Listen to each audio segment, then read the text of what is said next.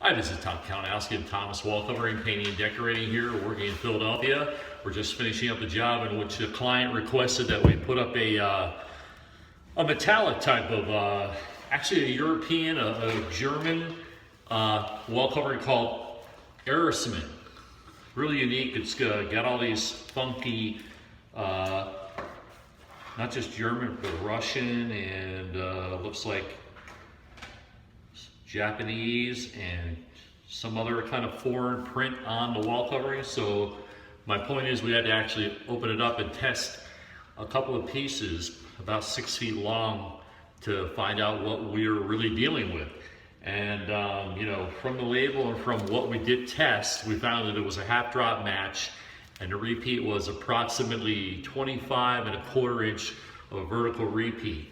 So basically what that means in a nutshell is that we've got to carefully plan and match, like with any other wall covering, where all the wall covering is going to go around the room so that we don't waste any, especially when you've got a half drop match and a repeat that happens to be that large.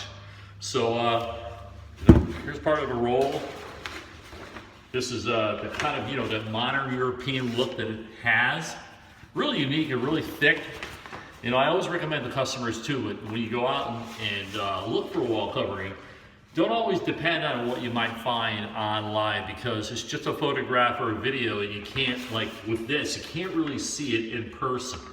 So it's important to actually, in my view, go to a paint and wallpaper store, or we can bring out samples to your home and you can actually touch and feel the thickness and the quality and the print and the thickness of the overall wall covering. Because there's so many different types of paper and vinyl and fabrics printed on different types of substrates, and no two wall coverings are exactly the same, is my point.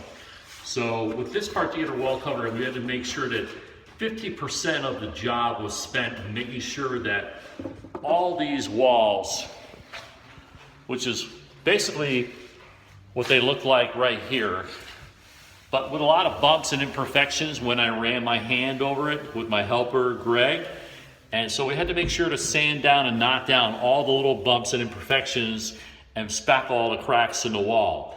We were even considering putting up a liner paper, which basically looks like, it actually looks like this. It looks like the back of the substrate, the backing of a patterned wall covering, which is basically just white.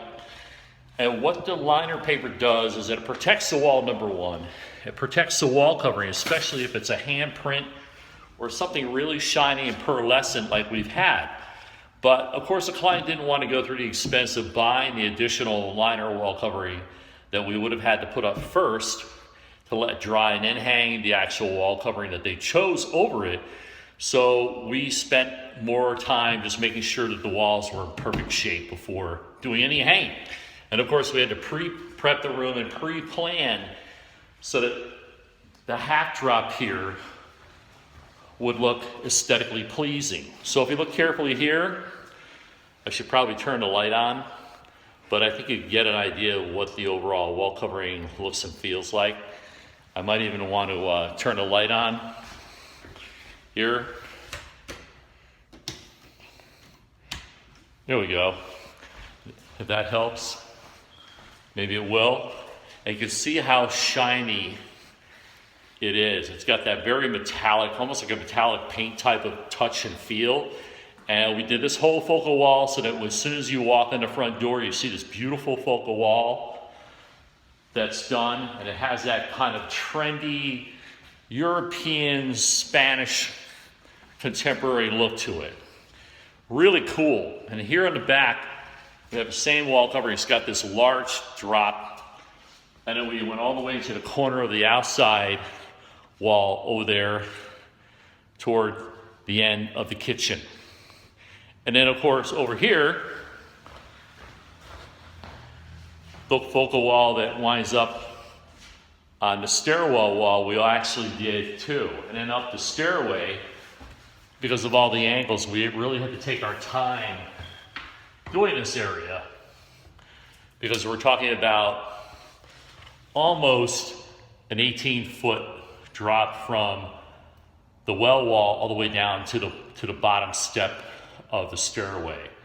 So again, if you have any questions regarding, what might look more appropriate in your home, the difference between unpasted and pre-pasted paper, and by the way, this was unpasted, so we had to add a heavy-duty clear to this particular product to make sure that it laid down well.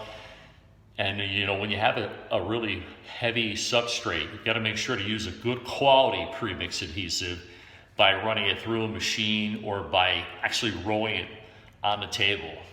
So if you have any more questions, feel free to call us down here. The website address and the phone number are down below. And I look forward to meeting you soon. Have a great day.